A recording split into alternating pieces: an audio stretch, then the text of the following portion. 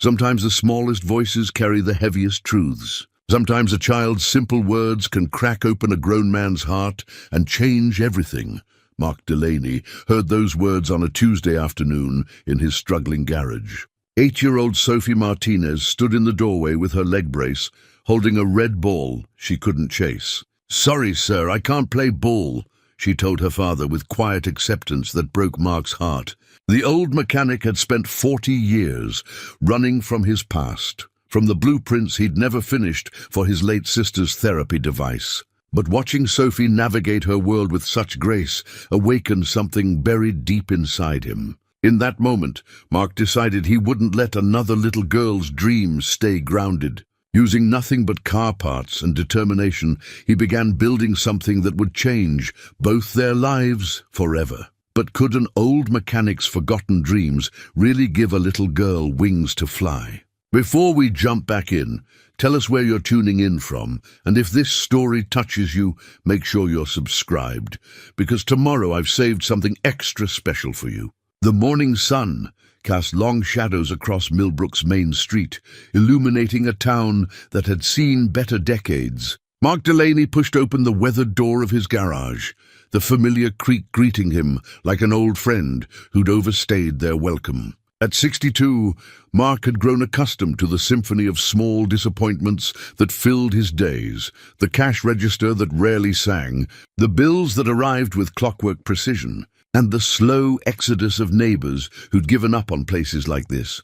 Delaney's Auto Repair occupied the corner lot where Route 47 bent toward the interstate, a strategic location that had once promised prosperity. Now it served as a monument to miscalculation. The hand-painted sign above the bay doors had faded to the color of old bruises, and the hydraulic lift in the first bay had been temporarily out of order for 3 years running.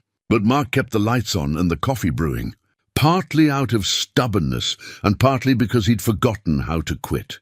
The garage smelled of motor oil, rust preventative, and the ghosts of 1,000 combustion engines. Tools hung on pegboard walls with the reverence of a shrine, each wrench and socket in its designated place despite their advancing age. Mark had learned long ago that order was the only thing standing between a man and chaos, especially when everything else in life insisted on falling apart. He'd purchased the garage in 1987 with money inherited from his father and dreams inflated by youth. Back then, Mark had been a different man entirely, a mechanical engineer with a degree from State and a head full of innovations that would revolutionize adaptive medical devices. He'd worked for Brennan Industries in the city, designing prosthetics and mobility aids that helped people reclaim their independence. The work had filled him with purpose until life reminded him that purpose was a luxury few could afford. Sarah had been his younger sister, born with muscular dystrophy that gradually stole her strength while leaving her spirit untouched. She'd possessed the kind of fierce determination that made grown men step aside, and the gentle humor that could coax smiles from stone. Mark had promised her a device that would give her freedom, a revolutionary walking aid that combined his engineering expertise with his brother's love. He'd worked evenings and weekends, sketching designs and building prototypes in their parents' basement, always certain that tomorrow would bring the breakthrough she needed, but tomorrow had arrived too soon and too late. Sarah passed away on a winter morning while Mark was in the middle of calibrating servo motors, leaving behind a half-finished dream and a brother who'd learned that good intentions were worthless currency in the real world. After the funeral, Mark had boxed up his blueprints, resigned from Brennan Industries, and retreated to Millbrook with the garage deed and a heart full of scar tissue. 35 years later, he remained, fixing other people's broken things, while his own remained stubbornly shattered. The bell above the front door chimed, pulling Mark from his reverie. Maria Martinez entered with the purposeful stride of a woman accustomed to carrying the world's weight on her shoulders. She was 43, with premature grey threading through dark hair she kept pulled back in a practical ponytail. Her uniform bore the embroidered logo of Valley Healthcare, where she worked as a nursing assistant, one of 3 jobs that kept her small family afloat. "Good morning, Mr. Delaney," she said, her voice carrying the formal distance she maintained with most people. "I need to discuss the Honda's transmission and the matters." Mark nodded toward the blue Civic parked in the side lot. He'd been nursing the car's failing transmission for 6 months, patching and praying with the skill of a mechanical chaplain. Maria couldn't afford a replacement, and Mark couldn't bring himself to deliver the inevitable verdict. "She's got maybe another 1,000 miles in her," he said, wiping his hands on a rag that had seen cleaner decades. "I've adjusted the valve body and replaced the filter, but that transmission's tired." "Mrs. Martinez, been tired for a long while." Maria's shoulders sagged slightly, the weight of another expensive problem settling into familiar grooves. "How much time do we have?" "Hard to say. Could be weeks, could be months. Depends on how gentle you are with her." They both knew gentle was a luxury Maria couldn't afford. Single mothers in small towns drove cars until they died, then found ways to resurrect them for another few thousand miles. "There's something else," Maria said, her tone shifting to business. "The rent situation." Mark had been expecting this conversation for months. Maria owned the building, inherited from her father, along with the burden of trying to extract profit from Millbrook's declining commercial district. She'd been patient with Mark's late payments, more patient than most landlords would be with a tenant whose business generated barely enough revenue to keep the lights on. "I know I'm behind," Mark said. "It's been a slow season." "Every season's been slow, Mr. Delaney. You're 4 months behind on rent, and I've got my own bills to consider. Sophie's physical therapy isn't cheap, and the insurance company keeps finding new reasons to deny coverage." Mark had heard about Sophie's therapy through the small-town telegraph that carried information faster than fiber-optic cables. The little girl had been born with partial paralysis affecting her left leg, the result of complications during delivery that had left her with limited mobility and a spirit that refused to acknowledge limitations. "How much time do you need?" Maria asked, her voice softening slightly. "I don't want to put you out, but I can't carry both of us much longer." Mark looked around the garage, taking inventory of a life that could be summarized in used car parts and overdue notices. 30 days? Maybe I can pull together enough to get current."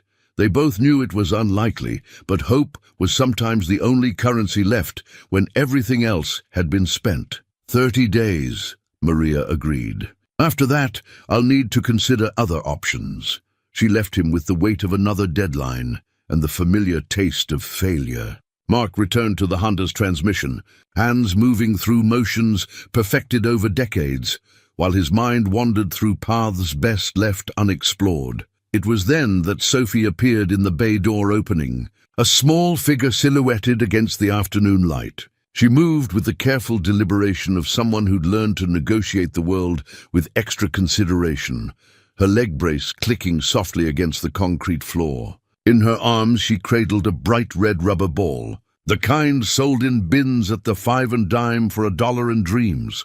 "Hi, Mr. Delaney," she said, her voice carrying the musical quality that children possessed before life taught them to lower their expectations. "Mama said I could wait here while she talks to Dr. Patterson about my therapy." Mark straightened up, wiping grease from his fingers. Sophie had been visiting the garage for nearly 2 years, usually accompanying her mother during car repairs or waiting while Maria conducted business around town. She'd claimed a spot on an old milk crate near the tool bench, where she'd sit and watch Mark work with the fascination that children reserved for magic tricks and mechanical mysteries. "That's quite a ball you've got there," Mark observed. Sophie looked down at the red sphere with the complex expression that crossed her face whenever the subject of play arose. "Papa Miguel gave it to me for my birthday. He said maybe someday I could learn to catch it proper." Papa Miguel was Maria's father, a kind man whose optimism had been tempered by his granddaughter's limitations, but never entirely extinguished. Mark had met him several times, recognized him as the type of grandfather who believed in miracles while preparing for disappointments. "You practice much?" Mark asked, returning to his work on the transmission while keeping the conversation light. "Some," Sophie said, her voice growing smaller. but it's hard to chase after it when it rolls away. Mama says I shouldn't try too hard, 'cause I might fall and hurt myself worse." Mark's hands paused on the wrench, something twisting in his chest that he hadn't felt in decades. The protective instincts that had once driven him to design breakthrough devices for Sarah were stirring, like old muscles remembering their purpose. "Your mama's just looking out for you," he said carefully. "That's what mamas do, I know," Sophie replied. "But sometimes I wish I could run after it just once, you know?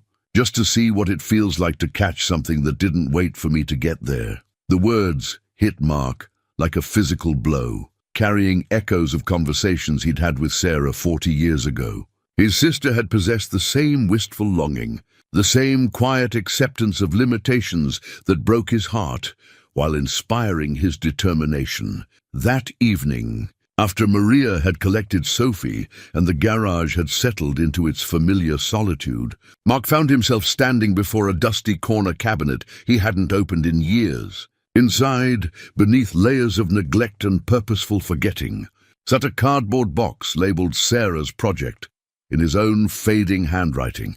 His hands trembled slightly as he lifted the box, carried it to his workbench, and opened it for the first time since moving to Millbrook. Inside lay the remnants of his sister's dream, blueprints yellowed with age, prototype components, and detailed notes written in the precise hand of an engineer who believed in solutions. The design had been revolutionary for its time, a walking aid that combined lightweight materials with advanced joint mechanics, allowing users to move with greater freedom and stability than traditional crutches provided. Mark had been years ahead of the medical device industry, driven by love and desperation to create something that could give his sister the mobility she deserved now.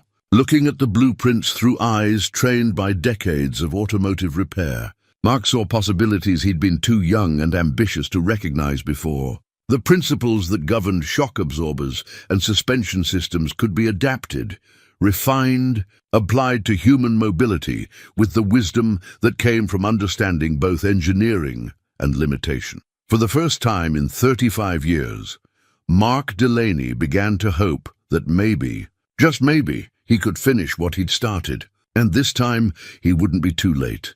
The envelope arrived on a Thursday morning, official and unforgiving in its manila severity. Mark recognized the return address before he read the contents: Martinez Property Management, which was Maria's formal way of conducting business that broke her heart. He set down his coffee and opened the notice with the resignation of a man who'd been expecting bad news for months. "Notice to quit and pay rent or quit premises," read the bold heading, followed by language that transformed 35 years of tenancy into a 30-day countdown. The amount owed, $4,200, might as well have been $40,000, for all the likelihood Mark had of producing it. His checking account held $127, and the week's receipts wouldn't cover his utility bills. The bell chimed, and Sophie entered with her usual careful grace, the red ball tucked under her arm like a treasured companion. She took one look at Mark's face and tilted her head with the intuitive concern that children possessed before adults taught them to mind their own business. "You look sad." "Mr. Delaney," she said, settling onto her milk crate perch. "Did somebody's car break real bad?" Mark folded the eviction notice and slipped it into his shirt pocket, where it seemed to burn against his chest. "Something like that, sweetheart. Sometimes things get broken so bad they can't be fixed. Mama says there's always a way to fix things if you're patient enough and smart enough." Sophie replied with the confidence of someone whose mother had performed daily miracles to keep their small world functioning. "She fixed our toaster 3 times before it finally died for good." Before Mark could respond, Maria's voice carried through the open bay door. She was on her phone, pacing in the parking lot with the agitated stride of someone receiving unwelcome news. "I understand the insurance company's position, but my daughter needs this therapy," Maria was saying, her professional composure cracking around the edges. 6 sessions isn't enough. Dr. Patterson recommended 12 minimum. Sophie's face fell as she recognized the familiar tone, the sound of another door closing, another opportunity slipping away. Mark watched the little girl's shoulders curve inward, as if she were trying to make herself smaller, less of a burden on a world that already demanded too much from her mother. Maria ended the call and entered the garage, her smile forced but determined for Sophie's benefit. "Ready to go, Mija? Dr. Patterson's running early today. Do I have to?" Sophie asked quietly. "The therapy doesn't seem to help much, and I know it costs a lot of money."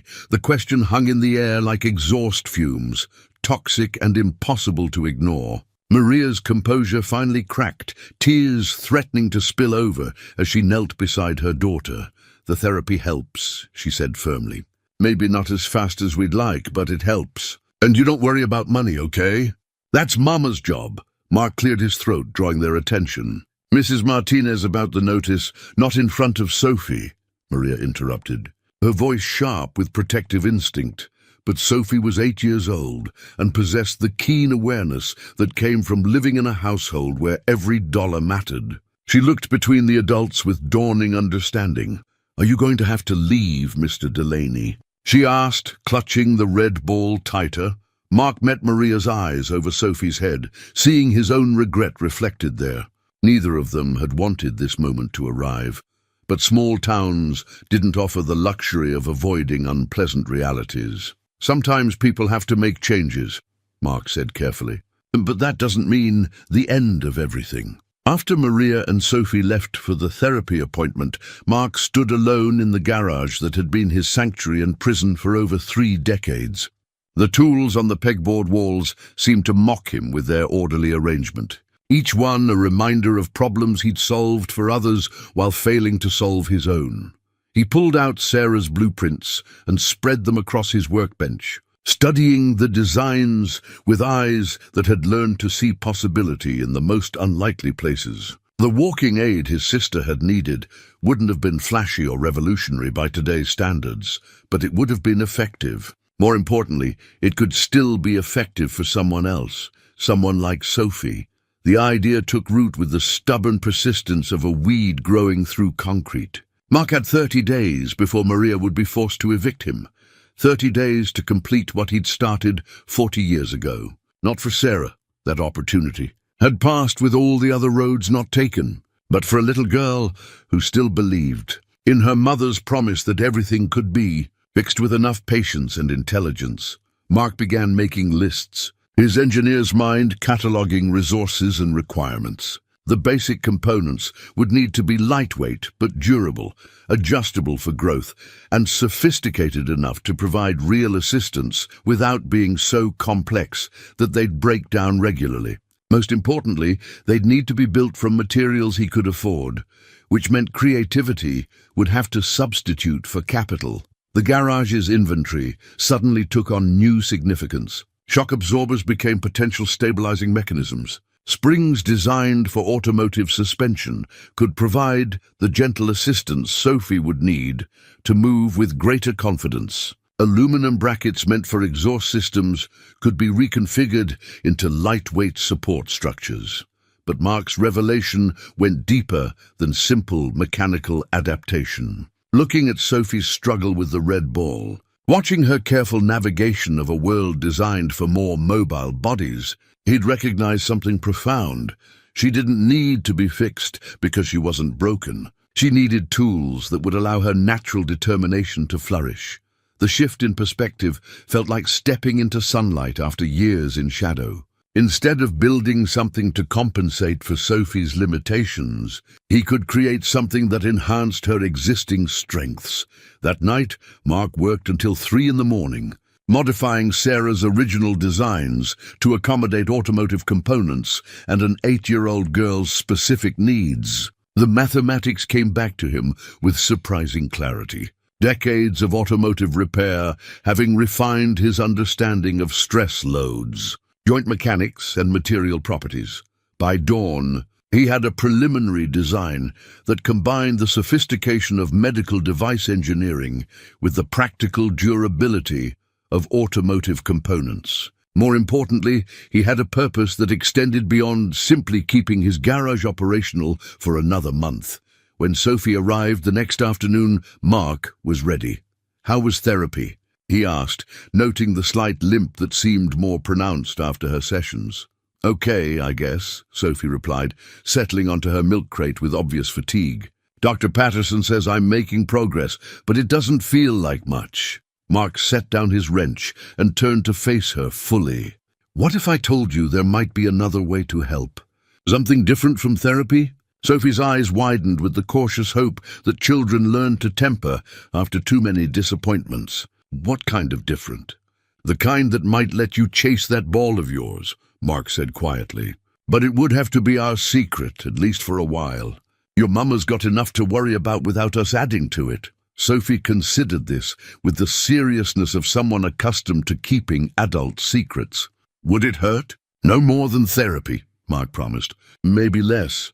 "And you really think it might work?" Mark looked at the little girl, who'd unknowingly awakened something in him that had been dormant for decades. "I think you deserve the chance to find out," Sophie nodded slowly, clutching her red ball like a talisman.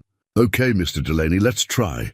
And with those words, Mark Delaney began the most important project of his life. The salvaged shock absorber came from a 1998 Toyota Corolla that had seen better decades. Mark held the component up to the fluorescent light, examining its condition with the practiced eye of someone who'd learned to find treasure in other people's discarded problems. The internal springs were still responsive, the hydraulic dampening mechanism intact, and the mounting point strong enough to bear significant load.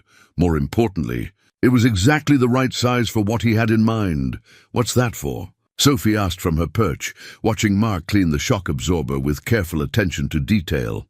"This," Mark said, holding up the component, "is going to help you walk stronger. See how it compresses and extends? That's what your muscles do when you walk. Except this little guy never gets tired." Sophie tilted her head, studying the mechanical device with the curiosity that had drawn her to the garage in the first place. "It's going to be part of my new helper." Mark had explained his project in terms an 8-year-old could understand. He was building a walking helper that would make her stronger and steadier. He'd been careful not to promise miracles or raise expectations beyond what his engineering could deliver, but Sophie's enthusiasm had grown with each passing day. "Part of it," Mark confirmed. "The most important part, actually. This is what's going to give you the extra push when you need it." The past week had been spent in careful observation and measurement. Mark had watched Sophie move through the garage, noting how her left leg compensated for the weakness in her right, how she distributed weight to maintain balance, and where she needed additional support. He'd taken discrete measurements and made notes, building a comprehensive understanding of her mobility patterns. The technical challenges were significant, but not insurmountable. The device needed to provide support without restricting natural movement, assist without creating dependency, and remain lightweight enough for a child to manage independently. Traditional medical devices often failed because they prioritized one aspect at the expense of others. But automotive engineering had taught Mark to think in terms of integrated systems. In his makeshift workshop behind the main garage, Mark had cleared space for the project. Sarah's blueprints were pinned to a piece of plywood, annotated with modifications and automotive component specifications. A collection of salvaged parts was arranged on a folding table: springs, brackets, aluminum tubing, and various adjustment mechanisms retrieved from vehicles that had reached the end of their useful lives. "Can I help?" Sophie asked, sliding down from her milk crate to examine the components more closely. "Absolutely," Mark replied. "Every good engineer needs an assistant. Your job is to tell me when something doesn't feel right or look like it would work. I'm building this for you, so you're the expert on what you need." Sophie beamed at being designated an expert, taking her new responsibility with the seriousness that children brought to important adult tasks. She picked up a small spring, testing its compression with her fingers. "This one's pretty bouncy," she observed. "Is it going to make me bounce when I walk?" "Just a little," Mark said. "Enough to help you push off with each step, but not enough to send you flying."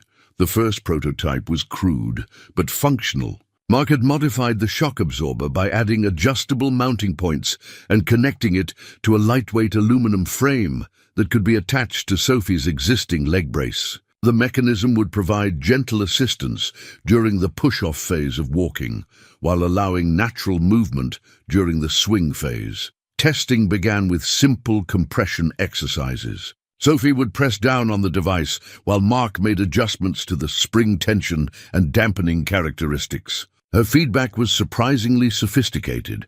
She could detect subtle differences in resistance and articulate what felt natural versus artificial. "That's too bouncy," she said during one test.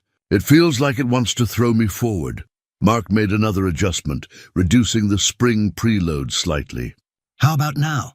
Sophie tested the compression again, her face serious with concentration. "Better. It feels like it's helping instead of pushing." The breakthrough came on a Wednesday afternoon, when Mark had refined the basic mechanism enough to attempt actual walking assistance. He'd created a temporary mounting system that allowed Sophie to test the device while remaining safely supported. Her first steps with the mechanical assistance were tentative, but Mark could see the difference immediately. The subtle lift provided by the shock absorber mechanism reduced the energy required for each step while providing additional stability. Sophie's face lit up with wonder as she felt the device working. "It's like having stronger muscles," she said, taking another careful step. "I can feel it helping me." But Mark also recognized the limitations of this first attempt. The mounting system was awkward. The device added bulk that Sophie found cumbersome, and the assistance wasn't quite calibrated to her natural gait pattern. Still, the basic concept was proven: automotive. Components could be successfully adapted to provide meaningful mobility assistance. Word of Mark's project had begun to circulate through Millbrook's informal communication network. Doc Henderson, the town's semi-retired physician, stopped by the garage under the pretense of checking on his ancient Buick, but spent most of his visit examining Mark's work. "Interesting approach," Doc said, studying the modified shock absorber. "Most mobility aids focus on support rather than assistance. You're trying to amplify her existing strength."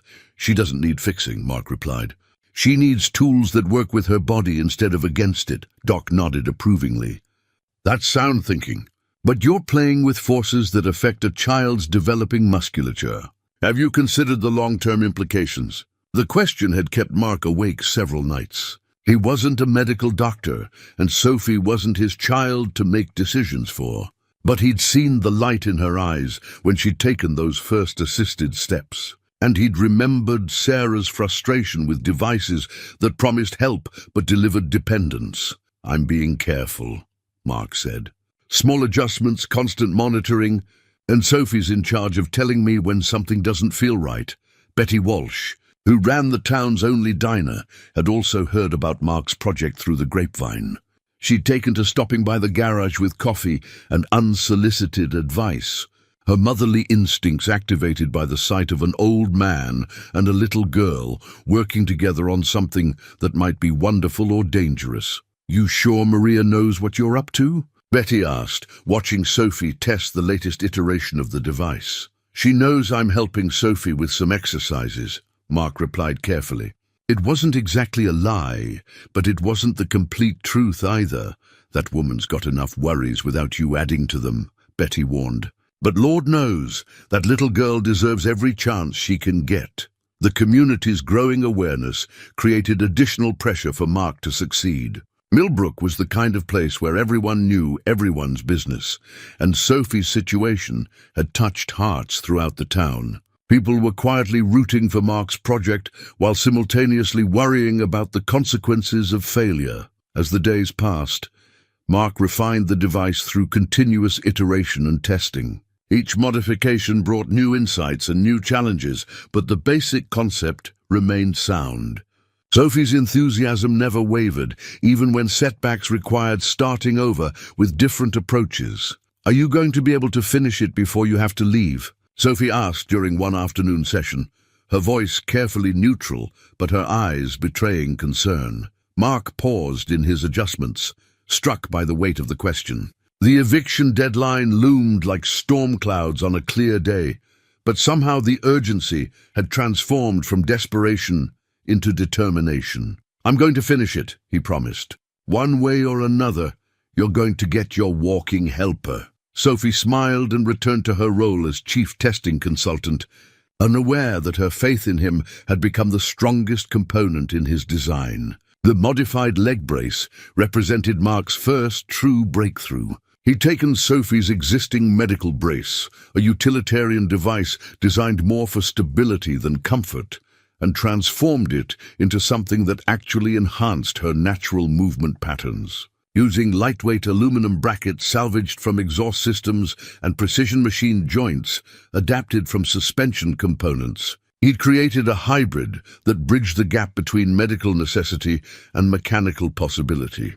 "It doesn't feel heavy anymore," Sophie said, flexing her leg with the new brace attached.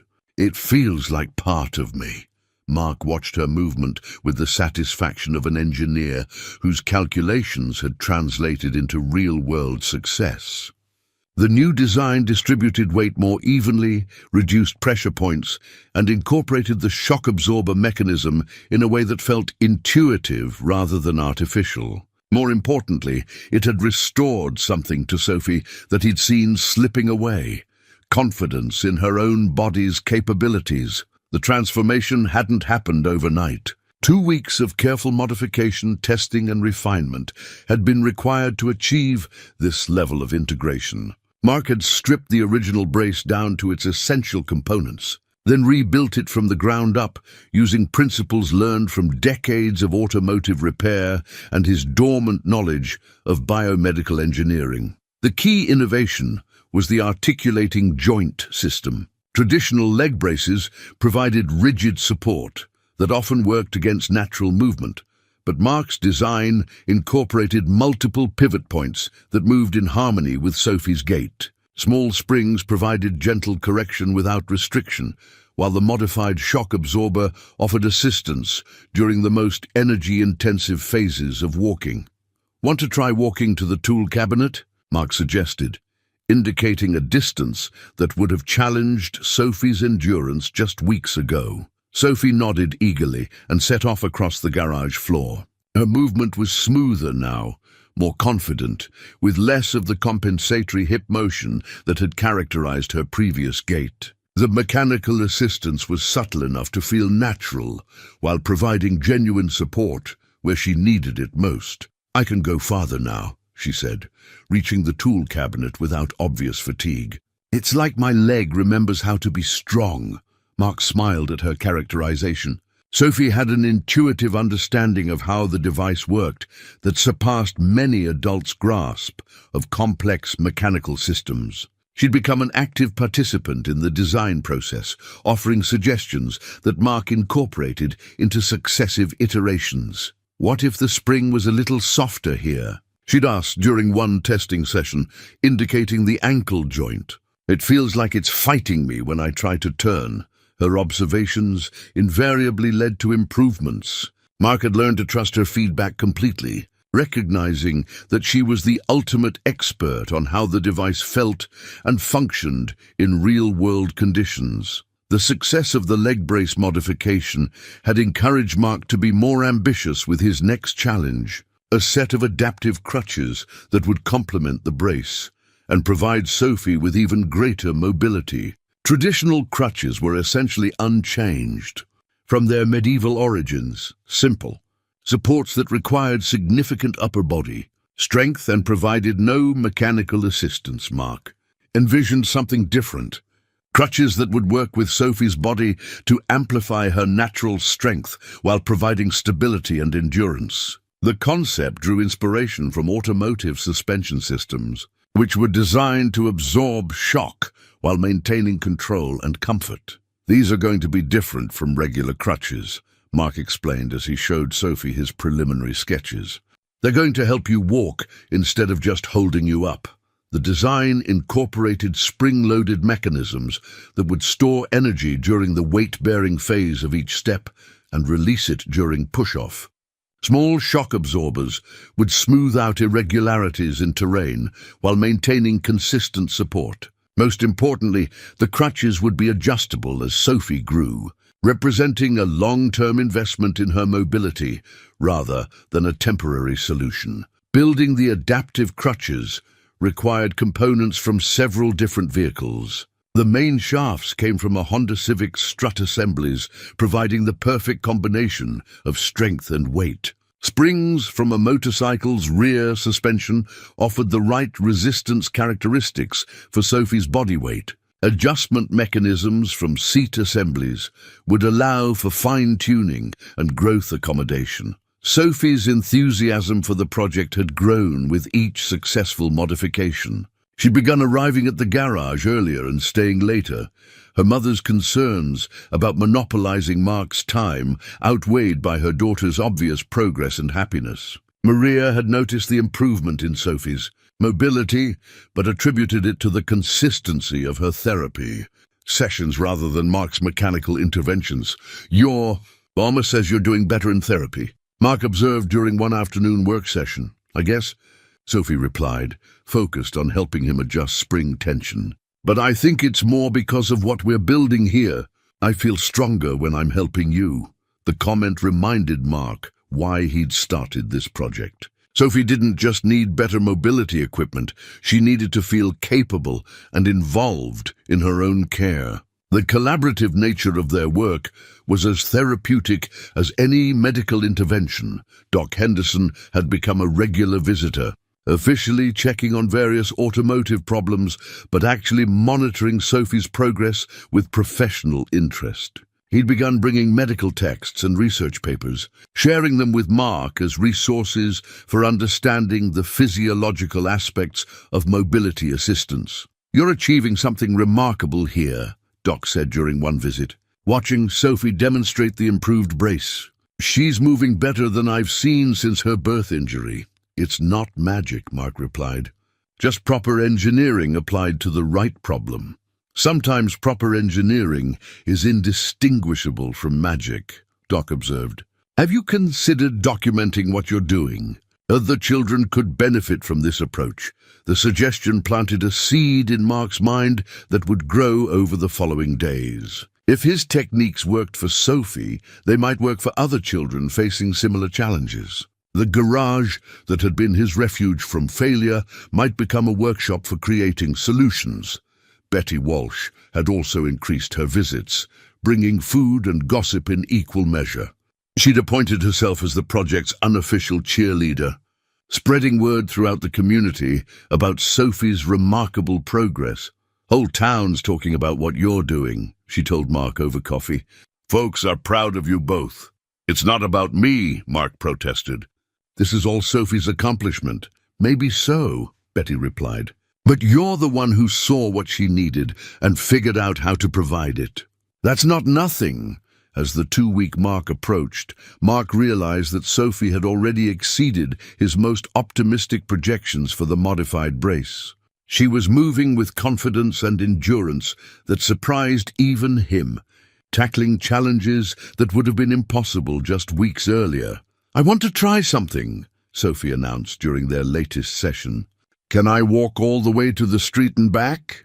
The distance was significant, nearly 100 yards each way over uneven pavement. Mark felt a flutter of parental concern, despite not being Sophie's parent. "That's pretty far," he cautioned. "Maybe we should work up to it gradually." "But I feel like I can do it," Sophie insisted. "The brace feels so good, and I want to see how far I can go." Mark studied her face, recognizing the determined expression that had become familiar over their weeks of collaboration. Sophie wasn't asking permission. She was announcing her intention and inviting him to support her attempt. "Okay," he agreed. "But we take it slow, and if anything doesn't feel right, we stop immediately." Sophie's successful walk to the street and back marked a milestone that neither of them had dared to hope for when they'd started. She completed the journey with energy to spare, her improved gait drawing surprised looks from neighbors who hadn't seen her move with such confidence in years. "I can't wait to show Mama," Sophie said as they returned to the garage. "She's going to be so surprised," Mark smiled, sharing her excitement while recognizing the complexity that lay ahead. Sophie's progress would soon become impossible to hide, and explanations would be required. But watching her face glow with accomplishment, he knew they'd crossed a threshold that made all future challenges worthwhile. The adaptive crutches prototype exceeded every expectation Mark had dared to hold. Fashioned from salvaged strut assemblies and incorporating spring-loaded mechanisms that stored and released energy with each step, they transformed Sophie's relationship with mobility from struggle to partnership. Unlike traditional crutches that simply provided static support, these devices worked dynamically with her body's natural rhythm. "It's like they're helping me bounce," Sophie explained to her reflection in the garage's grimy window, taking experimental steps with her new walking aids. "Each time I push down, they push back up." Mark watched from his workbench, adjusting the tension on a replacement spring mechanism. The engineering was more sophisticated than anything he'd attempted during his years at Brennan Industries. Combining automotive suspension principles with biomedical requirements in ways that shouldn't have worked but undeniably did, the breakthrough had come when Mark realized that human walking was essentially a controlled, falling motion punctuated by recovery phases. By storing energy during the weight-bearing moments and releasing it during push-off, the adaptive crutches could amplify Sophie's natural strength while reducing the overall energy expenditure required for locomotion.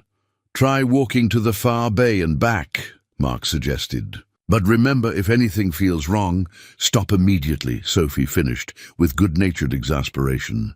"I know, Mr. Delaney. You've told me 100 times."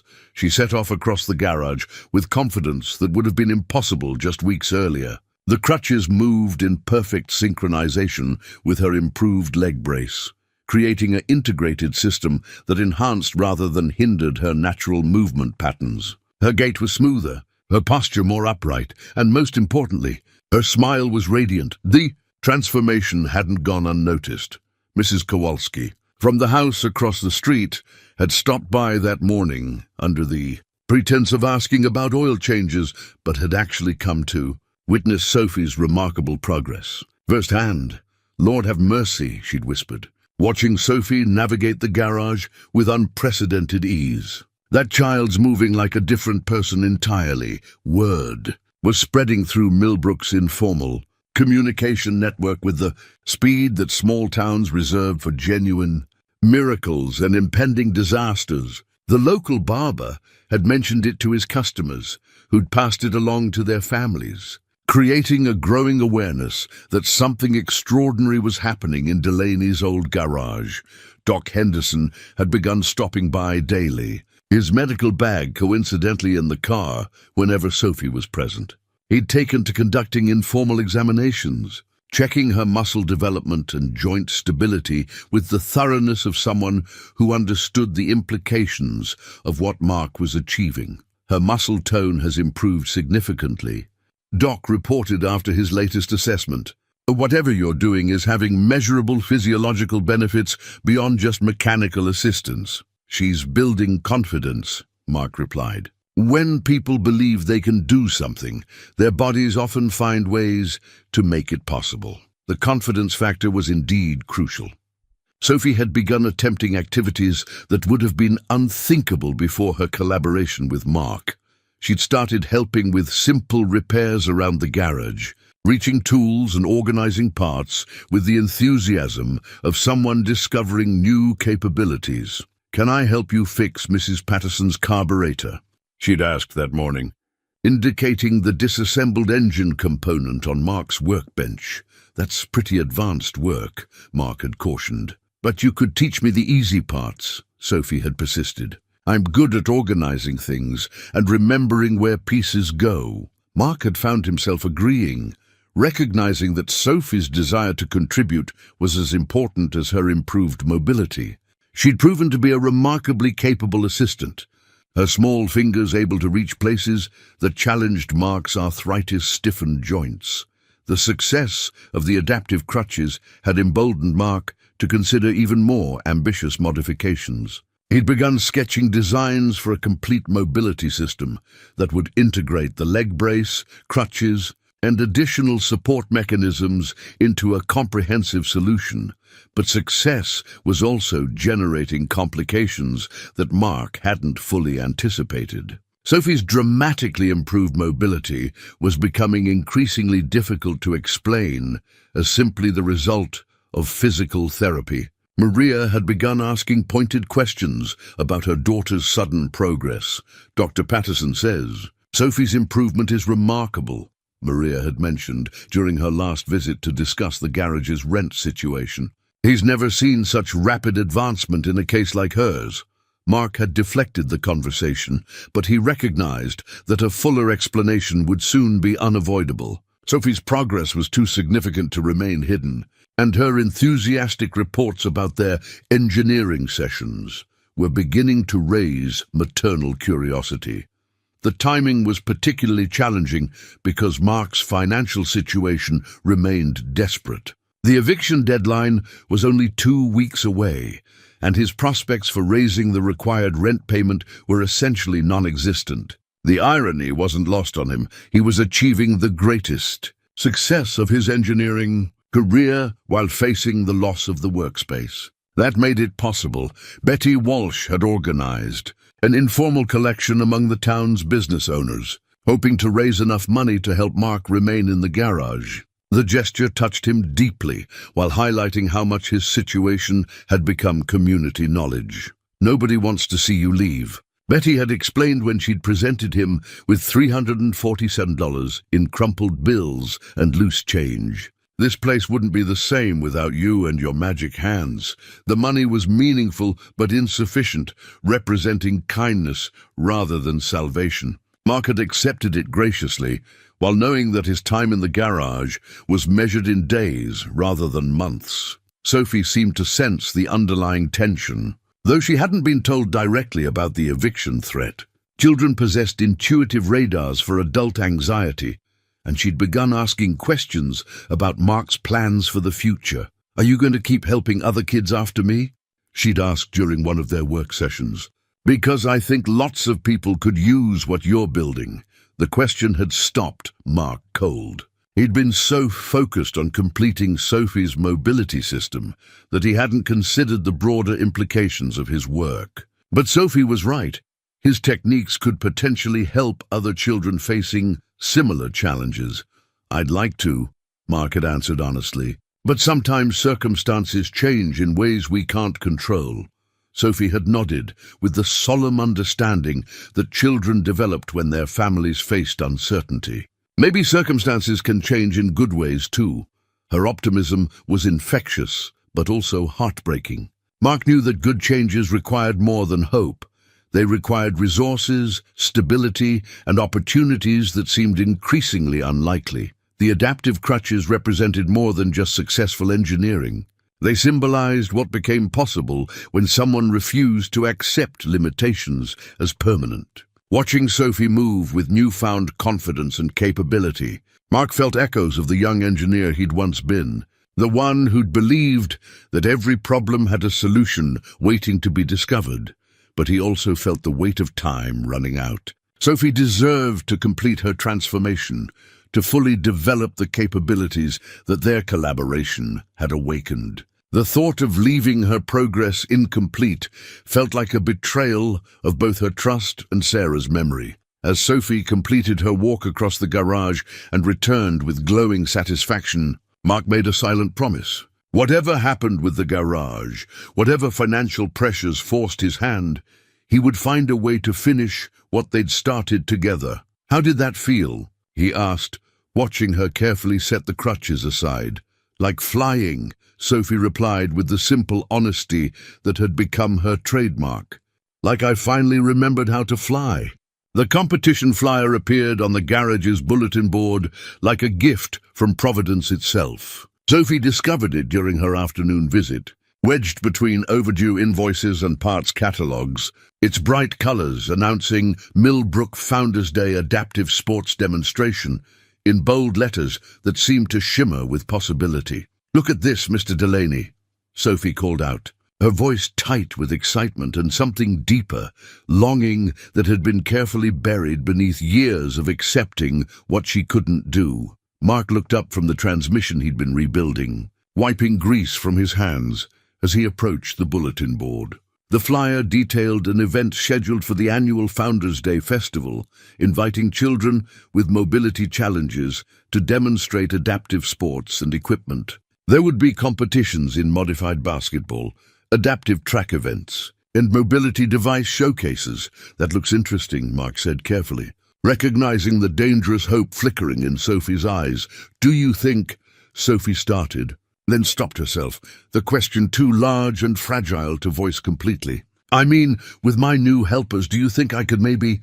She didn't finish the sentence, but Mark understood.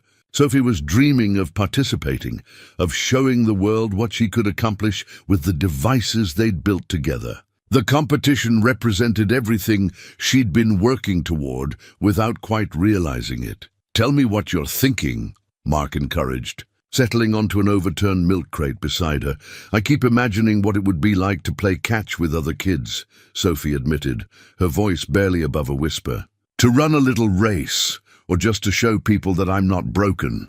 The words hit Mark like a physical blow, carrying echoes of conversations he'd had with Sarah decades earlier. His sister had possessed the same yearning to prove her capabilities to a world that saw only limitations. But Mark also recognized the enormous challenges that lay ahead. Sophie's progress had been remarkable, but competing in public would require equipment refinements, extensive training, and most importantly, her mother's permission.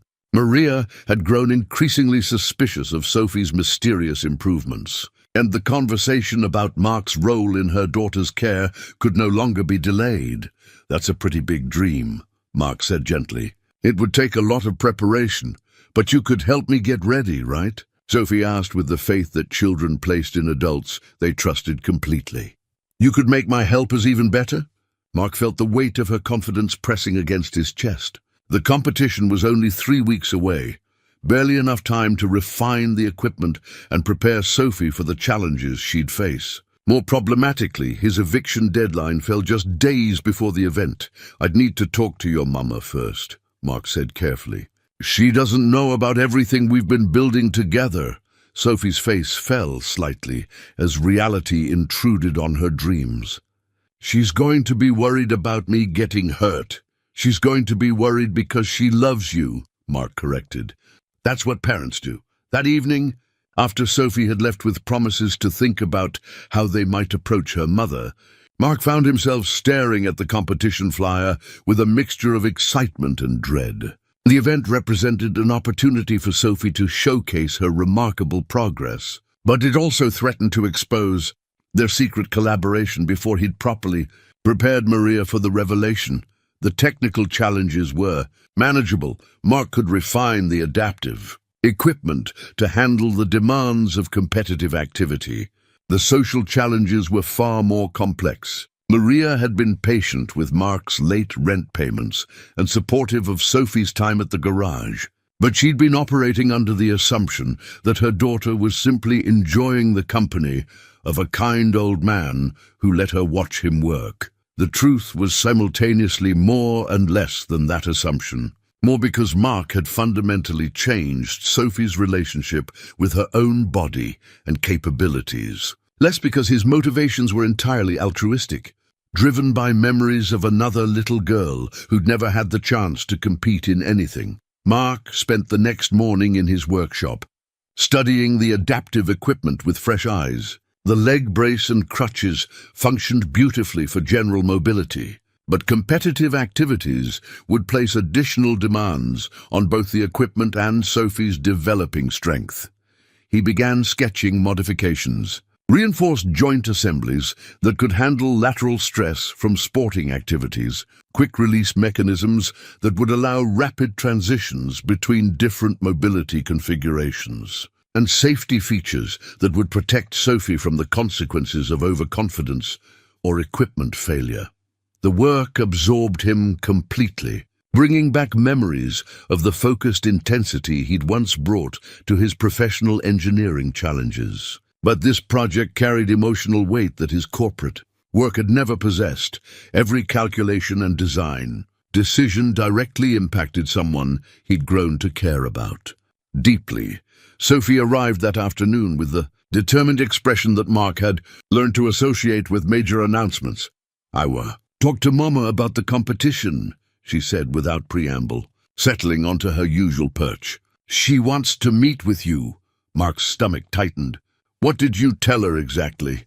"I told her that you've been helping me build special walking helpers and that I want to use them in the adaptive sports competition. I also told her that I've been getting stronger because of the things we're working on together." It was a simplified version of the truth, but accurate enough to serve as the foundation for a more complete explanation. Mark appreciated Sophie's diplomatic approach, while recognizing that it had likely raised more questions than it answered. "How did she react?" he asked. "She was quiet for a long time," Sophie reported. "Then she said she needed to understand exactly what we've been doing and whether it's safe. She's coming here after work today." Mark spent the remaining hours before Maria's arrival organizing his workshop and preparing for what would likely be a difficult conversation. He arranged Sophie's equipment for easy demonstration, gathered the technical documentation he'd been maintaining, and mentally rehearsed explanations that might bridge the gap between his engineering enthusiasm and a mother's protective instincts. Maria arrived precisely at 5:30, still wearing her nursing assistant uniform and carrying the controlled composure that masked deep concern. Sophie bounced to her feet, eager to begin what she clearly viewed as a long-overdue show-and-tell session. "Mama, you have to see what Mr. Delaney built for me," Sophie began. But Maria held up a hand for silence. "I need to talk to Mr. Delaney first," Maria said firmly. "Then you can show me whatever you'd like." Mark invited them into his workshop, where the extent of his project became immediately apparent. The modified workbench, technical drawings, collection of automotive components, and Sophie's equipment created an impression of serious engineering undertaking rather than casual tinkering. "This is more involved than I understood," Maria said, studying the adaptive crutches with the clinical eye that her medical training provided. "These are sophisticated devices." "They are," Mark agreed. "Your daughter deserves sophisticated solutions." Maria picked up one of the crutches, testing its weight and examining the spring-loaded mechanisms. "Are these safe?" "Have they been tested by medical professionals?" "They've been tested by Sophie," Mark replied. "She's been my primary consultant on comfort, functionality, and safety. I've also had Doc Henderson examine both the equipment and Sophie's progress." "Doc Henderson knows about this. He's been monitoring Sophie's development and has been supportive of the approach we're taking. He can provide you with a medical assessment if you'd like." Maria set down the crutch and turned to study the leg brace modifications. Her expression was unreadable, cycling between admiration for the craftsmanship and concern about the implications. "Why didn't you tell me about this sooner?" she asked. Mark considered his answer carefully. "Because I wasn't sure it would work, and I didn't want to raise hopes that might be disappointed. Sophie deserved the chance to see what was possible before anyone decided what was realistic. And now Sophie is moving better than she has since her injury. She's stronger, more confident, and ready to show the world what she can accomplish. But she needs your permission to compete in the Founders' Day event." Maria looked at Sophie, who had remained uncharacteristically quiet during the adult conversation. "Show me what you can do with these devices." Sophie's demonstration was flawless. She moved through the garage with fluid grace, navigating obstacles and demonstrating the integrated functionality of the leg brace and adaptive crutches. Her joy was unmistakable, her capabilities undeniable. The official Founders' Day program arrived in Mark's mailbox on a Wednesday morning, its glossy pages announcing the weekend's festivities with the kind of civic pride that small towns reserved for their most cherished traditions. Mark flipped through the schedule until he found the adaptive sports demonstration, listed between the pie-eating contest and the vintage car show. What he saw made his coffee cup freeze halfway to his lips. Sophie Martinez, age 8, mobility device demonstration and catch competition, was printed in black ink under the participants list. Complete with a brief description of her equipment and achievements, Sophie had entered herself in the competition. Mark's hands shook slightly as he reread the entry, understanding immediately what his young protégé had done. She'd taken matters into her own hands, submitting her application during the window between Maria's prohibition and their negotiated compromise. The entry was already official, already part of the program that had been distributed throughout the community. The bell chimed, and Sophie entered the garage with the determined stride that Mark had learned meant she had important news to share. Her face was flushed with excitement and barely contained nervousness. "I have something to tell you," she announced, settling onto her milk crate perch with the ceremonial gravity that children brought to momentous occasions. "I think I already know," Mark said, holding up the program. "This is quite a surprise." Sophie's eyes widened. "You're not mad?" Mark considered his response carefully. Part of him was concerned about the complications that Sophie's unilateral decision would create with Maria. Another part was proud of his student's initiative and determination. But mostly he was impressed by her courage. "I'm not mad," he said finally. "But your mother is going to be very surprised when she sees this." "I know," Sophie admitted. "But I was afraid that the doctor might say no, and then I'd miss my chance forever. This felt like something I had to do." Mark understood her reasoning, even while recognizing the challenges it created. Sophie had acted from the same fierce determination that had driven her progress throughout their collaboration. She'd identified what she wanted and taken steps to achieve it regardless of the obstacles. "Your mama's gonna find out soon," Mark warned. "Programs like this get distributed all over town." "I'm going to tell her today," Sophie said. "After school, before she hears about it from somebody else." The conversation was interrupted by the arrival of Dr. Kenneth Patterson, the pediatric orthopedic specialist whom Maria had contacted for Sophie's evaluation. He was a tall, serious man in his 50s, carrying a medical bag and the kind of professional skepticism that came from years of dealing with well-intentioned but potentially dangerous amateur medical interventions. "Mr. Delaney?" Dr. Patterson asked, extending his hand. "I'm here to examine Sophie Martinez and evaluate the equipment you've been building for her." Mark shook the doctor's hand, noting the firm grip and direct gaze that suggested thorough competence. "Thank you for coming. I know this is unusual, but I believe you'll find Sophie's progress remarkable." "Mrs. Martinez has briefed me on the situation," Dr. Patterson replied. "I understand you've been working with automotive components to create mobility aids. I have to tell you that I'm quite concerned about the safety implications." Sophie stood up from her perch, her expression shifting into the polite formality that she adopted when meeting adults for the first time. "Hello, Dr. Patterson, I'm Sophie. These are my walking helpers that Mr. Delaney built for me." The doctor's clinical demeanor softened slightly at Sophie's direct approach. "Hello, Sophie. I'd like to examine you and your equipment, if that's all right with you." What followed was the most thorough evaluation that Sophie had ever received. Dr. Patterson examined her natural mobility patterns without the equipment, then studied each component of Mark's adaptive system with the detailed attention of someone who understood both the medical and engineering principles involved.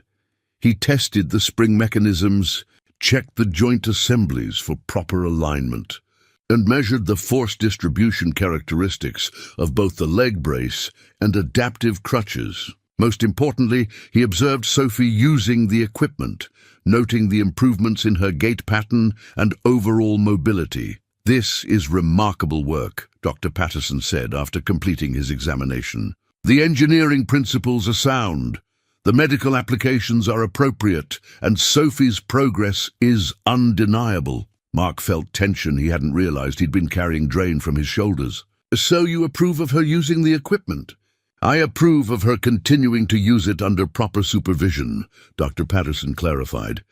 "But I also think this work represents something much larger than one child's mobility aid." He explained that Sophie's adaptive system incorporated design principles that were years ahead of current medical device technology.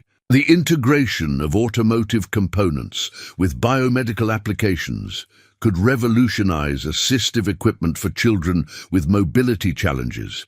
Have you considered documenting your methodology? Dr. Patterson asked. Other children could benefit enormously from this approach. The suggestion echoed comments that Doc Henderson and Betty Walsh had made over the previous weeks. Mark was beginning to realize that his work with Sophie had implications that extended far beyond their personal collaboration. Right now, I'm focused on helping Sophie reach her potential, Mark replied.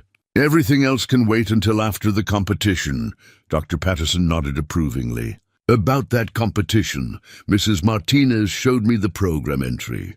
Sophie's participation could inspire other children and their families to explore adaptive possibilities they hadn't considered. The doctor left with promises to provide Maria with a detailed report supporting Sophie's continued use of the equipment. He also offered to serve as medical supervisor for her competition participation, providing the professional oversight that would address any remaining safety concerns. That evening, Maria arrived at the garage with the Founders' Day program clutched in her hand and an expression that mixed pride with exasperation. Sophie Martinez, she said, using the full name that indicated serious conversation ahead. We need to discuss your competition entry. Sophie straightened her shoulders and faced her mother with the brave honesty that had characterized her approach to difficult conversations throughout their collaboration. I entered myself because I was afraid you might change your mind after talking to the doctor, Sophie said. But Dr. Patterson says the equipment is safe and that I should compete. He's even going to be there to make sure everything goes right. Maria looked at Mark over her daughter's head, seeking confirmation of Sophie's account. Dr. Patterson was very thorough, Mark confirmed. He supports Sophie's participation and has offered to provide medical supervision during the competition. Maria sank onto an overturned milk crate, suddenly looking every one of her 43 years. This is all happening so fast. 3 months ago, you could barely walk to the end of our driveway. Now you're entering competitions and making decisions about your own medical care. I'm growing up, Mama, Sophie said gently. And part of growing up means showing people what I can do instead of just accepting what I can't. The wisdom in her daughter's words wasn't lost on Maria. She'd spent 8 years protecting Sophie from disappointment and failure. But perhaps it was time to start preparing her for success and possibility instead. If you're going to compete, Maria said finally, then we're going to make sure you're as ready as possible. Mr. Delaney, how much preparation time do we have? Mark consulted the workshop calendar where he'd been tracking Sophie's progress and marking important deadlines. 5 days until the competition. Enough time to fine-tune the equipment and prepare Sophie for the specific challenges she'll face. Then we'd better get started, Maria said, standing up with renewed determination. If my daughter is going to show the world what she can do, she's going to be absolutely ready to do it. Sophie beamed at her mother's support, then turned to Mark with the trust that had become the foundation of their collaboration. Are you ready to help me fly? She asked. Mark thought of Sarah's letter, tucked safely in his shirt pocket, and smiled at the little girl who'd awakened purposes he'd forgotten he possessed. I've been ready for 40 years, he replied. Let's get to work. The morning of Founders' Day dawned clear and bright, with the kind of crisp autumn air that made promises feel achievable and dreams seem within reach. Mark arrived at the festival grounds early, his truck loaded with Sophie's equipment and backup components for any last-minute adjustments that competition nerves might require. The adaptive sports area had been set up near the main stage, with colorful banners and a small grandstand that was already filling with curious townspeople. Mark recognized faces from throughout the community, customers whose cars he'd repaired, neighbors who'd watched Sophie's transformation with growing amazement, and strangers who'd heard about the little girl and the old mechanic who'd built her wings. Number 7, the volunteer coordinator announced, pinning a bright orange competition bib to Sophie's shirt. Sophie Martinez, mobility device demonstration. Sophie touched the number with reverent fingers, as if the bib itself contained some kind of transformative magic. She was wearing her best dress, a blue one with tiny flowers, that Maria had been saving for special occasions, and her hair was pulled back with a ribbon that matched her adaptive equipment's bright aluminum finish. "How do you feel?" Mark asked, making final adjustments to the leg brace's spring tension. "Like I'm going to throw up and fly at the same time," Sophie replied, with the honest complexity that had become her trademark. Mark chuckled, recognizing the sensation she described. He'd felt the same combination of terror and exhilaration before every important engineering presentation during his corporate years. "That's called excitement," he told her. "It means your body knows something important is about to happen." Maria approached them with Dr. Patterson, both wearing expressions of nervous pride that mirrored Mark's own emotions. The doctor had arrived early to conduct a final equipment inspection and would remain nearby throughout Sophie's demonstration. "Everything checks out perfectly," Dr. Patterson reported. "The equipment is functioning optimally, and Sophie's vitals are excellent. She's as ready as anyone could be." Maria knelt beside her daughter, adjusting the ribbon in her hair with the kind of maternal fussing that embarrassed children and comforted mothers. "Remember what we practiced. Take your time, listen to your body, and show everyone what you can do." "I remember, Mama," Sophie said patiently. "And if something doesn't feel right, I stop immediately and ask for help." The announcement came over the public address system. "Ladies and gentlemen, please join us at the adaptive sports area for demonstrations by some of our community's most inspiring young people." Mark felt his chest tighten as Sophie stood and tested her equipment one final time. The adaptive crutches moved with the fluid precision they'd achieved through weeks of refinement, and the leg brace provided support that looked effortless despite its sophisticated engineering. "This is it," Sophie announced, her voice steady despite the magnitude of the moment. "Time to show everyone what we built together." They walked toward the demonstration area as a group, Sophie in her bright competition bib, Maria carrying a camera to document whatever happened next, Dr. Patterson with his medical bag and professional reassurance, and Mark with tools for any adjustments that might be needed. The crowd that had gathered was larger than Mark had expected. Word about Sophie's remarkable progress had spread throughout Millbrook and the surrounding communities, drawing people who wanted to witness what local gossip had described as either a miracle or a cautionary tale. Depending on the storyteller's perspective, Betty Walsh waved from the front row, where she'd saved seats for Sophie's supporters. Doc Henderson was nearby, beaming with the pride of someone who'd watched a long-shot gamble pay off spectacularly. Even Mrs. Kowalski had abandoned her post at the street-side window to witness Sophie's public debut. The competition format was simple. Participating children would demonstrate their adaptive equipment and abilities through a series of activities designed to showcase mobility improvements and personal achievements. Sophie's event was listed as mobility device demonstration and ball catching, which meant she'd have the opportunity to attempt the activity that had seemed impossible when they'd first begun working. Together, participant number 7, "Sophie Martinez," the announcer called. Sophie stepped forward into the demonstration area, her adaptive equipment gleaming in the morning sunlight. A collective intake of breath rippled through the crowd as people got their first close look at the sophisticated devices that had emerged from Mark's garage workshop. "Hi, everyone," Sophie said into the microphone that had been lowered to her height. "My name is Sophie, and these are my walking helpers that Mr. Delaney built for me." She began with a simple walking demonstration, moving across the marked area with the confident stride that had developed over their weeks of collaboration.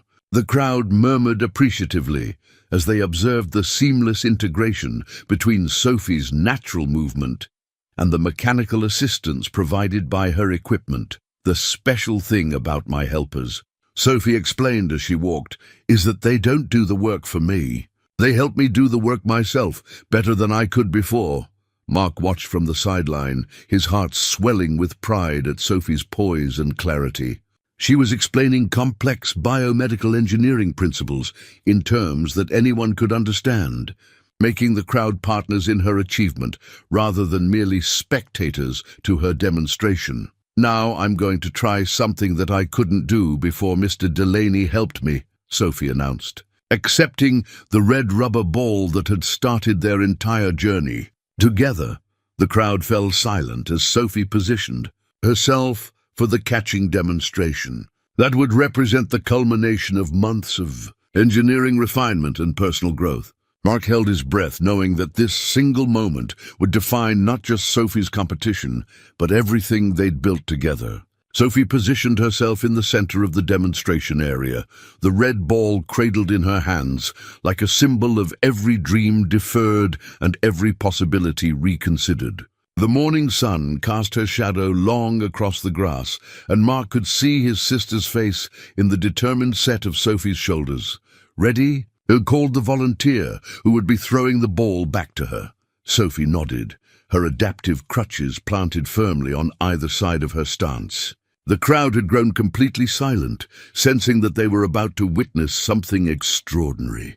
The first toss was gentle, arcing through the air at waist height. Sophie adjusted her position with movements that were fluid and confident, the integrated system of brace and crutches allowing her to maintain perfect balance while tracking the ball's trajectory. Her hands came together at exactly the right moment, catching the red sphere with a precision that drew spontaneous applause from the watching crowd. But Sophie wasn't finished. She hefted the ball experimentally, judging its weight and her own capability, then drew back her arm and threw it back with a strength and accuracy that would have been impossible just months earlier. "Excellent," called Dr. Patterson from the sideline. "Try a longer throw." The volunteer stepped back several paces, increasing both the distance and the challenge. Sophie adjusted her stance again, her equipment responding to her movements like extensions of her own body. The second catch was even more impressive than the first, requiring lateral movement that showcased the sophisticated engineering of Mark's adaptive system. Maria was crying openly now, her camera forgotten as she watched her daughter accomplish what had seemed impossible for the first 8 years of her life. The crowd's appreciation had evolved from polite support to genuine amazement as Sophie's demonstration continued. "Now the big test," Sophie announced, her voice carrying the confidence that had grown throughout their collaboration. "Mr. Delaney, would you throw me a high one?" Mark stepped forward, accepting the ball with hands that trembled slightly. This was the moment they'd been working toward, not just Sophie's ability to catch a ball, but her willingness to attempt something that challenged her limits in front of the entire community. "You sure you're ready?" he asked quietly. "I've been ready my whole life," Sophie replied, with Sarah's wisdom speaking through an 8-year-old's determination. "I just needed the right tools to show everybody." Mark drew back and threw the ball high into the autumn air, watching it arc against the blue sky like a red comet tracing the path between limitation and possibility. Sophie tracked its descent with total focus, her adaptive equipment allowing her to position herself perfectly beneath the falling sphere. The catch was perfect, both hands coming together at exactly the right moment, the ball settling securely in her grip as the crowd erupted in cheers that seemed to shake the very foundations of Millbrook's assumptions about what children like Sophie could accomplish. But it was Sophie's response that would remain, embedded in Mark's memory forever. Instead of acknowledging the crowd's celebration, she looked directly at him and spoke words that bridged 40 years of regret and redemption. "I did it. Mr. Delaney, we did it." The demonstration officially ended with Sophie being presented with a ribbon that recognized her achievement. But the real celebration continued long afterward as community members approached to examine her equipment and ask questions about the engineering that had made her success possible. Dr. Patterson found himself fielding inquiries from other parents whose children faced mobility challenges, while Mark was surrounded by people who wanted to understand how automotive components could be transformed into life-changing medical devices. "This is just the beginning," Betty Walsh declared, appearing at Mark's elbow with her characteristic enthusiasm. "Sophie's shown everyone what's possible. Now you're going to have to help other children too. The comment echoed similar observations from throughout the crowd. Sophie's demonstration had accomplished more than showcasing her individual achievement. It had opened minds to possibilities that hadn't existed. Before her public success, Maria approached Mark as the crowd began to disperse, her face still streaked with tears of pride and gratitude. "Thank you," she said simply. "Not just for the equipment, but for seeing what Sophie could become before she could see it herself." "She was always capable of this," Mark replied. "I just gave her tools that matched her determination." Sophie appeared beside them, still clutching her competition ribbon and glowing with the satisfaction of dreams fulfilled. "What happens next, Mr. Delaney? Are we going to help other kids too?" Mark looked at the little girl who transformed his garage from a refuge of failure into a workshop of possibility. Around them, the festival continued with its celebration of community tradition and small-town pride. But everything had changed. Sophie's demonstration had proven that limitation was often just a matter of inadequate engineering, and that solutions existed for problems that people had learned to accept as permanent. "What would you like to happen next?" Mark asked. Sophie considered the question with the seriousness that she brought to all important matters. "I think we should keep building helpers for anyone who needs them. And I think I should help you, since I know what it feels like to need help and what it feels like when help really works." Mark felt Sarah's presence as clearly as if his sister was standing beside him, smiling at the completion of a promise that had taken 40 years to keep. Sophie had caught her ball and claimed her place in a world that had tried to tell her what she couldn't do. "Then that's exactly what we'll do," Mark promised, understanding that his real work was just beginning. "We'll keep building helpers, and you'll keep helping me remember what really matters." The red ball that had once represented everything Sophie couldn't accomplish now symbolized everything she could. And in the cheers of the crowd and the tears of her mother, Mark heard the echo of his sister's voice, telling him that some promises were worth whatever time they took to fulfill. 6 months after Sophie's triumphant demonstration at Founders' Day, Mark stood before the newly painted sign that transformed his old garage into something beyond his wildest engineering dreams. Delaney Adaptive Solutions, where possibilities begin, announced the business that had grown from one little girl's courage and an old mechanic's awakened purpose. The garage itself had undergone a remarkable transformation. Where automotive lifts had once dominated the space, specialized workbenches now held partially completed mobility devices for children throughout the region. The pegboard walls that had displayed worn automotive tools now showcased precision instruments donated by medical device companies that had heard about Mark's revolutionary approach to adaptive engineering. Sophie arrived every afternoon after school, her role having evolved from patient to partner in the enterprise that her determination had created. She moved through the workshop with the confident grace that the Red Bull demonstration had announced to the world, but more importantly, she brought the insight that came from understanding both limitation and transcendence. "Mrs. Chen called this morning," Sophie reported, settling onto the familiar milk crate that had been officially designated as the chief consultant's chair. "Her daughter Amy wants to know if we can build helpers for swimming. She's been accepted to a summer program, but she needs special equipment." Mark looked up from the walking aid he was calibrating for a 10-year-old boy from the neighboring county. The request represented exactly the kind of challenge that their workshop had been created to address, taking activities that seemed impossible and engineering solutions that made them achievable. "Swimming equipment would be interesting," Mark mused. "We'd need to think about waterproofing, buoyancy assistance, and safety mechanisms. What do you think?" Sophie's face lit up with the enthusiasm that she brought to every new engineering challenge. "I think Amy deserves to swim if she wants to swim. And I think we can figure out how to make it happen." The workshop had attracted attention far beyond Millbrook's borders. Dr. Patterson had presented Mark's techniques at medical conferences, generating inquiries from pediatric specialists and rehabilitation centers across the country. Engineering students from the state university had begun requesting internships, eager to learn how automotive components could be adapted for biomedical applications. But the most meaningful transformation had occurred in Mark's relationship with his own history. Sarah's letter remained in his wallet, a daily reminder that some purposes took decades to mature, and that love could bridge any gap that time created. Maria appeared in the workshop doorway, carrying 2 cups of coffee, and wearing the smile that had replaced her perpetual worry lines since Sophie's breakthrough. Her relationship with Mark had evolved into a friendship built on mutual respect and shared investment in Sophie's continued growth. "How's the Peterson boys' device coming along?"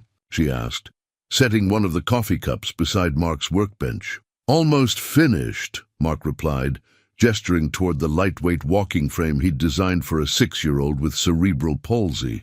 Sophie suggested some modifications to the grip handles that should make a big difference. The Peterson case had been their most complex project yet, requiring innovations that pushed beyond anything Mark had attempted with Sophie's equipment. But with each challenge, the team had developed more sophisticated techniques and deeper understanding of how mechanical engineering could serve human potential. Sophie had become an invaluable consultant for new projects, her experience as both user and designer providing insights that traditional medical approaches often missed. She could explain how equipment felt to use, which modifications would be welcomed versus merely tolerated, and most importantly, how to maintain the dignity and independence that every child deserved. "I've been thinking about our next project," Sophie announced, pulling out a notebook where she'd been sketching ideas. "What if we made helpers for kids who want to play musical instruments but can't hold them the regular way?" The suggestion demonstrated how Sophie's thinking had expanded beyond mobility challenges to embrace any barrier that prevented children from pursuing their interests. Mark studied her sketches, recognizing design principles that could be adapted from their existing work. "Adaptive musical equipment," he said thoughtfully. "That's brilliant. We could use some of the same joint mechanisms we developed for your crutches." Betty Walsh appeared in the doorway, carrying a plate of cookies and the latest community news that she gathered during her rounds through Millbrook's informal communication network. "Doc, Henderson says there's a family in the next county who heard about Sophie's ball catching," she reported, settling into the chair that Mark kept available for visitors. "Their boy wants to play baseball, but the coaches say his leg braces are too dangerous for the other players." Mark and Sophie exchanged glances, recognizing another challenge that their workshop had been created to address. Traditional medical devices often prioritize safety over functionality, but Mark's approach emphasized integration and capability enhancement. "Sounds like we need to design some baseball-friendly braces," Sophie said, with the matter-of-fact confidence that had become her trademark. The afternoon was interrupted by the arrival of a television crew from the regional news station, drawn by stories about the garage workshop that was revolutionizing adaptive equipment design. Mark had initially resisted media attention, but Sophie had convinced him that publicity could help other families discover solutions for their children's challenges. "The important thing," Sophie explained to the reporter, "is that Mr. Delaney doesn't try to fix kids. He builds tools that help us show everybody what we could do all along." Mark watched his young partner handle the interview with poise that would have impressed professional public speakers. Sophie had grown into her role as advocate and educator, using her platform to expand understanding of what adaptive equipment could accomplish when properly designed and implemented. As evening approached and the workshop settled into its familiar quiet, Mark found himself reflecting on the journey that had brought him to this unexpected chapter of his life. The garage that had been his sanctuary from failure had become a launching pad for achievements he'd never imagined possible. The red ball sat in a place of honor on the workshop's main shelf, no longer a symbol of limitation, but a reminder that every impossibility was simply a problem waiting for the right solution. Beside it, Sarah's final letter was displayed in a simple frame, her wisdom continuing to guide the work that her love had inspired. "Ready to close up for today?" Sophie asked, carefully organizing the tools they'd been using on the Peterson project. "Almost," Mark replied, making notes about tomorrow's priorities in the logbook that documented their ongoing projects. As they prepared to leave, Sophie paused beside the workshop's main workbench, where blueprints for future devices were spread beside photographs of children who'd benefited from their innovations. "Mr. Delaney," she said quietly, "do you think your sister would be proud of what we're doing here?" Mark followed her gaze to Sarah's photograph on the workshop wall, surrounded by pictures of all the children whose lives had been touched by the work that his sister's courage had ultimately made possible. "I think she's been proud all along," he replied, understanding that some love was patient enough to wait 40 years for its expression. "I think she always knew this day would come." Sophie nodded with the wisdom that had guided their collaboration from its beginning, then headed toward the door where Maria was waiting to drive her home. "See you tomorrow, Mr. Delaney," she called. "We've got helpers to build." Mark turned off the workshop lights and locked the door behind him, leaving the garage ready for another day of transforming impossibility into achievement. In the distance, the lights of Millbrook twinkled like promises waiting to be kept, and somewhere in that gentle illumination, Mark could feel his sister's approval warming the night air around him.